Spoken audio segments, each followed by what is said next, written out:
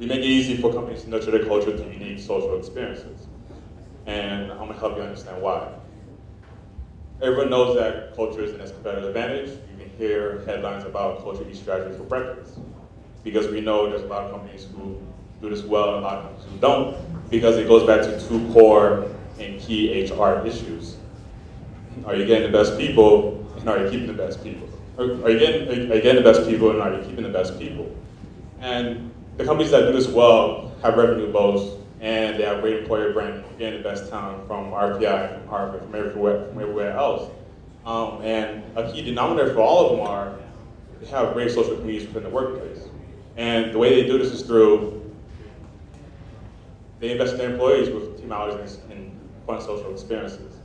So how do we know this? I'm just an undergraduate at RPI. Kind of spent a year and a half in New York City. Took a lot of time interviewing people, riding the subway, it stinks. I hate morning commute. And we interviewed more than 150 people from every stakeholder around culture, because we learned that culture is really multifaceted. It's not just employee engagement, it's not just purpose, it's not just fun events. There's a lot of aspects around it. And we even had Nicole Philly, who then was the HR director of Birchbox. We'd have coffee meetings with her, kind of discuss what is the impact of events on culture and how does it facilitate the company's performance and why do they allocate money towards it. So I'll go into more of what we do exactly. So we provide a multifaceted platform for providing unique experiences. It makes it easier for the HR director, for people operations managers, office experience managers, as well as people who are under people operations, this whole new department, which is a cool name for HR. So it makes it easier for getting new experiences with employees, basically social events to keep the employees happy, engaged, and et cetera, as you know why these people do company culture related stuff. And what's different about us is that we're not event planners. It's the best part. We find mavens, which if anyone recognizes from the top right, I forgot his name, but he did appear on the Bravo Network. He's a personal chef in New York City. And one of the experiences we created with him is do a chef's table experience in his 48th floor loft in Midtown. He's been on TV. He's quite notable in his field. And we also have people who were featured in New York Times. The dancer on the top left has her work featured multiple times in the culture pages.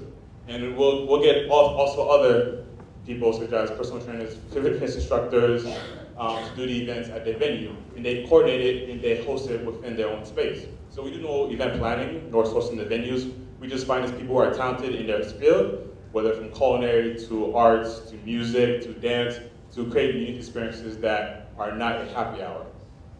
And we're great across multiple use cases, from summer celebrations, which is a hot season right now, to holiday parties and to the week-to-week team bonding. And our core value propositions lie in three aspects: the variety, the time savings, and the unique access. The customers love when we give them a silver platter of options that they can select from, because they don't have to go do a Google search, they don't have to ponder what's the next great idea that is not what we did last month.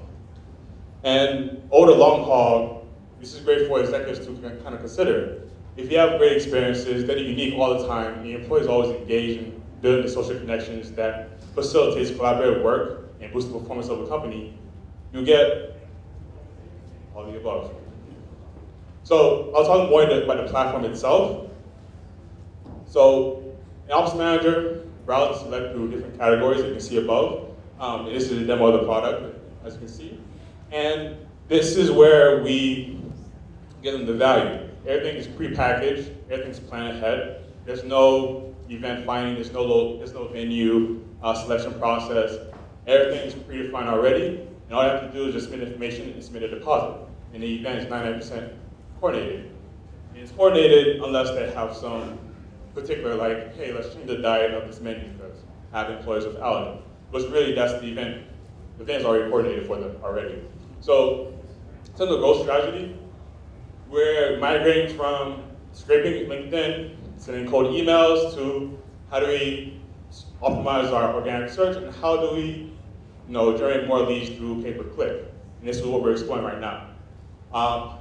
In terms of how we make money, We have like 3 one-offs already, and we're exploring enterprise account with one of them. And this is really the total market size for the target. By target, I'm talking about the main tech centers like San Francisco, New York City, Chicago, and I'm not really looking, and I have not really calculated for sub-tech markets such as upstate New York or Miami, or emerging markets such as Baltimore.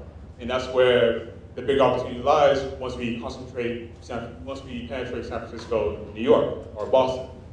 And this is the traction we have so far.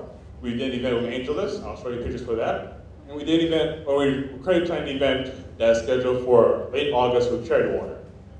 And this is what we went hiking with AngelList. We went to Minnewaska State Park. This was back in April. Yeah, back in April. You can see that's the logo in the hat, AngelList, I'm not lying. So it was a great experience. Even though it was cloudy, we should have did more planning for weather. But they did enjoy it, and they find it well coordinated and had fun. And because it's their new office that was opened up 8 months ago, new employees, they bought this because of team bonding, because the HR ops manager wanted to get everyone to simulate and build relationships. I hope you like my photography. And this is the next event we have. I visited the boat last week. We're going to the Eastern Star with Charity Water, and this is for their summer outing, which they want to do a activity on Chelsea Pier, and then do a boating activity with karaoke on the boat for about 2 hours. That's why I'm being team. Here's what I asked. Any questions?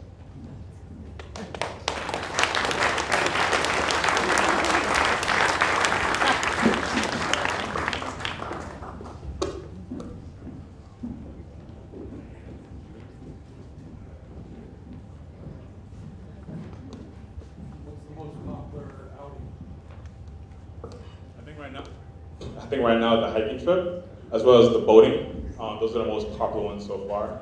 Just due to they never encountered a boating trip in which we coordinated a karaoke on board, as well as a DJ on board as well. And they like the Minnewaska State Park due to the location and the hike and the view. If you search online Minnewaska State Park, the views is awesome for the Gertrude's Nose, and that was the trail we went on. So that's what the 2 public options so far for the offerings.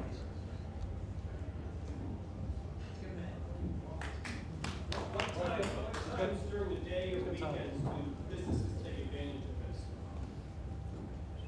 It's usually after 5. So in New York City, a lot of companies get off from 5 to 5:30.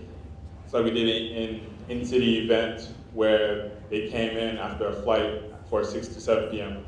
event. So it's really done in the evening after 5, where they want it after work. And then you have a few instances where it's a day trip, like a hiking trip with AngelList, or you have like an afternoon trip with Charity Water for that boating, which is from like 1 to 6 p.m.